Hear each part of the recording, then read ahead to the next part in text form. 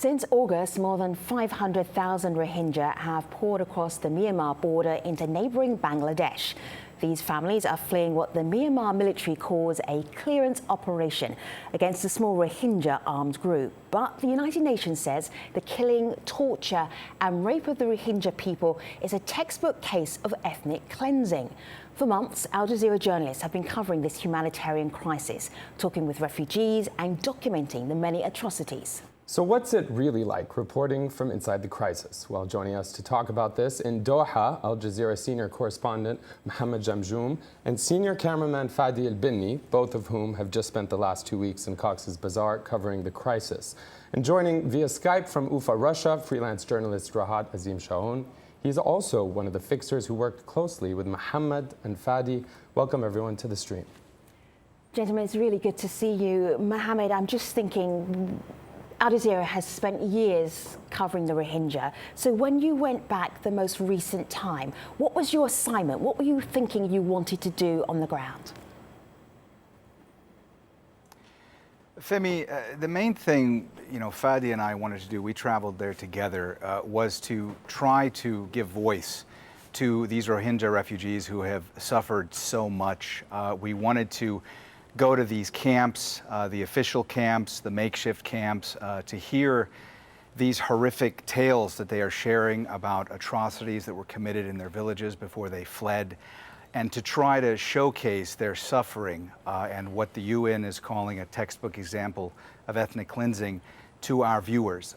This was my first experience covering the Rohingya story. I have not covered this before, and it is, I can say, when you're there, a kind of misery and suffering and trauma and pain that you see that is of a magnitude and on a scale that is so great that it is almost unfathomable. You see what is going on in front of your eyes, and still it is hard to comprehend it. Still it is hard to believe that it is actually happening. Fadi, the pictures that we have in our studio, they're all your pictures. I want to show our audience another one. Have a look here on my laptop, because we're about to see the report about this little baby. Her name is Taslima. Have a look. With nothing else at her disposal, a desperate mother blows air on her baby's severely burned head to try and cool her off. There are doctors in the camp, but when I took her to the doctor, they said they don't have the right medicine for her. She needs to be taken to see specialized doctors. Where will I get the money? Arafa Begum tells us her baby Taslima was burned when Myanmar's military set her village in Rakhine State ablaze. It took her family 10 days to escape to Bangladesh. With no medical care, the 9-month-old girl's wounds, especially the one on top of her head, have only worsened. I think if she doesn't get any treatment, that my baby will die. It's too hot here, so I'm not able to keep her calm here. She can't get any peace. I can only make her feel better by fanning her. Fadi, you're so close to that mum, to that baby, to these stories. As you're shooting them, what are you thinking? Well, the first thing we saw in this camp is this baby, and it was a shock. And it was like a big shock for me when I saw the baby with the burned head. I just remembered my daughter, and what if my daughter is like that, and what if she's in pain like that? So it's very hard, and we look at each other, me and Mohammed, and we said, wow, that's too much, and maybe I wasn't able to film, but we continue. This was very hard, actually. Yeah, if I could add to what Fadi was saying, this was one of the first things we saw when we arrived to the Tangkali camp, and this really, for us, just underscored how horrific the situation was. We had been told by journalists and aid workers that we had spoken with that this was unlike other refugee crises that they had covered and that we had covered. And when we saw that, certainly it's a very hard thing to see, and it's a very hard thing to look at. And we wanted to show it, as horrible as it was, to really give the viewers a sense of the kind of suffering that the Rohingya are dealing with right now. Ahmed, there's a point at the beginning of that story that Mohammed and Fadi showed us on Al Jazeera where the mum is just blowing on her little baby's head, and that got me from the first second of that story. What do you have? Yeah, and you know that despair and desperation, Fadi and Mohammed, I kind of want to ask you about it because we have a lot of comments coming in. I mean, I heard you, Mohammed, say that the UN said this is a textbook case of ethnic cleansing, but then we have Kells on Twitter pointing out that it's worrisome that the UN says it hasn't still legally determined, quoting that, the ongoing daily massacre as ethnic cleansing of the Rohingyas. It seems, Mohammed, that there's some hesitation. I mean, you talk about how horrific the conditions were, the sheer magnitude of the misery, and many of the comments are grateful that we're showing that here on Al Jazeera. But you know, when Fadi, you said you couldn't shoot at one point, is there ever a moment where your duty as a reporter, as someone who's documenting this to build awareness, competes with your duty as a human to want to help the people who are there rather than document it? I would say that certainly anybody who would go and see what we saw would want to help because it is terrifying on every level to see that kind of pain, to see children experiencing that kind of pain, to see adults experiencing the kind of trauma that we saw them experiencing as well. So you do worry about what, you know, sharing their stories will do. You worry about, you know, being sensitive and how you're asking questions so that these refugees aren't reliving certain traumas that are going to make their conditions worse. You want to be as sensitive as possible. I mean, I'll give you one example. When we were speaking to Taslima's mother, Arafa, you know, we stopped at one point filming because Arafa was concerned. It was so hot outside. She was concerned that because of the sun and the direct sun on her baby's head, that could worsen her condition. So we then went inside a tent and spoke to her in the shade because clearly we're not going to ask her to stay outside and keep talking to her with the condition that her baby's in. But yes, there is that conflict of, you know, you want to report, but you also want to help. And one of the reasons we are reporting it is because we want to make sure that the world sees this. I mean, this is an underreported story. I mean, we're grateful that Al Jazeera has been covering it from the beginning, and they continue to cover it. But you know, we were shocked that we weren't seeing more journalists on the ground there. Yeah, that's right. I didn't see too many journalists in general.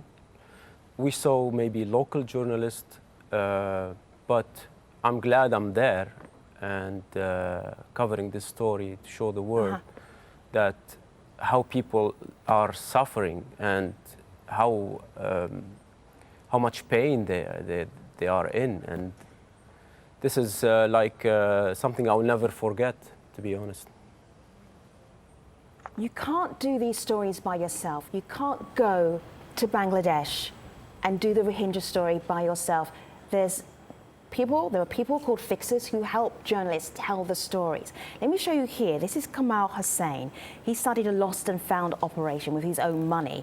This is a story that was found by the fixer that worked with Mohammed and also with Fadi. Rahat, do you remember how you found this gentleman? How did you find this story? Yes, Mohammed Kamal, he is just security guard in Handicap International in Kutupalong camp. He came in Bangladesh early 90s, 27 years before he came in the camp as a registered refugee camp.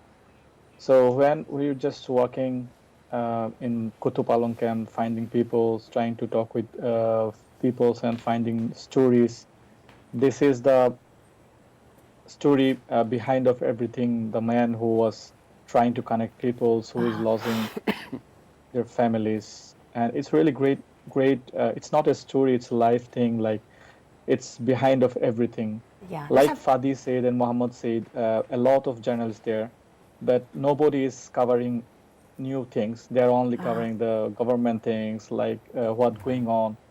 Every story is behind of the papers, newspapers, and like live streaming things. Only Al Jazeera what find new things, and it's very new stream to the everyone. All right, so let's have a look at Kamal's story. You found him, and this is what Mohammed and Fadi did with that story. Have a look. Kamal, himself a Rohingya refugee who's lived here for years, noticed that more and more families were getting separated in overcrowded camps. So he set up a lost and found booth. From behind this microphone at the Kutupalong camp, he makes announcements about unaccompanied children that have been brought to him, as well as individuals who've been reported missing by their relatives. He says that there have been more than 1,400 people reported missing and estimates that more than 700 families have so far been reunited. I have family too. I have kids too. If I lost my own kids, then I would feel very bad. So until I'm able to give the lost children back to their parents, I remain distressed. When I can return children to their parents, then I feel at peace. Kamal knows the chances of children being found increases when people can continue to communicate with each other. That's why he's also set up a charging station where refugees can charge their mobile phones for free. You know, Fadi, when they were talking there about having their own children and how that helps them empathize and understand and how that affects them, I couldn't help but think of your earlier comment, you know, talking about your own children. But Mohammed, you know, when we see that report, when you see that kind of suffering, Macarena is pointing out on Twitter one reason why this is not getting the coverage it deserves, perhaps, apart from the lack of access to northern Rakhine. What's fostered such a polarized international national media coverage of the crisis? I hate to politicize this, but based on your experience on the ground, why is this not getting attention both in the media and from policymakers? You know, I wish I could answer that question because, you know, Fadi and I and Rahat as well, we were asking ourselves that the whole time we were there. I mean, you're talking about over 500,000 people that have fled these atrocities that are being committed in Rakhine in the past 6-7 weeks. I can't understand why it's not getting more media attention. This is a crisis that aid groups and the UN are calling the world's worst current refugee crisis. And added to that is the fact that nobody thinks this is going to end anytime soon. You know, as we've seen these pictures, this video filmed with drones the last couple of days, you're still seeing thousands upon thousands of people fleeing and crossing into Bangladesh. So it really is a concern that this isn't getting more attention, and we were baffled, we were befuddled by that fact. Why aren't there more people there? I mean, while we were there, we saw more aid workers coming in, and they're ramping up the response, and that's a good thing. But everybody we were talking to was saying that they were disappointed at the lack of coverage by worldwide media, and also that they were concerned that the international community wasn't going to be pledging and donating the amount of money that these groups are going to need to try to put an end to this crisis. Let me show you a lady called... I can add something here, please, Go ahead. Ahmed. Yeah, please do. Sorry. In my opinion, that should be the first story in every news hour. These people are really suffering, and they should have more attention than now. Rahat, you found a young mum. Her name is Rogingya. I'm going to show you her picture here. This is a picture that Fadi took of her. When you first approached her, how was she? Would she talk to you? We found Rogingya on September, 1st of September, when we were finding peoples in Kutupalong. We were interviewing new peoples with Human Rights Watch. And I was asking everyone, like, if you have someone who lost, their family, their child, and the lady, she was near to the school where we're having interviews with people, and we're going to the houses, she was just very silent that time. I was very curious to find her, how she was. I mean, interviewing people, and I asked her. She was like traumatized. She was not talking, and she was not feeling secure to talk with us. And I was saying that, see, I am just native language. I am like you, brother. If you share your story to us, it will be very good for your community, and the world will know what happened to you. And then she started crying. She couldn't describe what happens. Then I was getting in her like what happened, and she starts crying like it's very unclear. And then I figure out that she lost her baby, 1 year and 4 months baby. Let's see First that story. Yes. Let's see that story. And For Rogingya Begum, there is nothing but pain. My baby was in my lap when the soldiers hit me and he fell out of my arms. Then they pulled me closer to the wall and I could hear that he was crying. Then after a few minutes, I could hear that they were hitting him too. She tells us soldiers from Myanmar's army had set a fire outside the house they were in. And then, the unthinkable.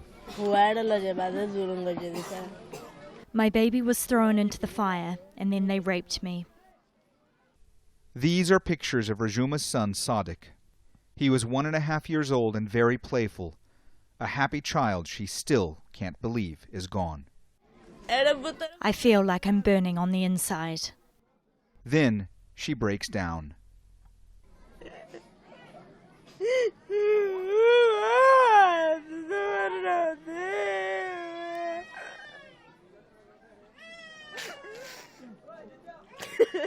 As she wails in agony, Rogingya screams out for her mother. A mother who is also no longer alive.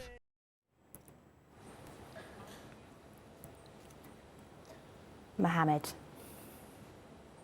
how could you even bear to listen to that mother tell that story and report at the same time? How is that even possible?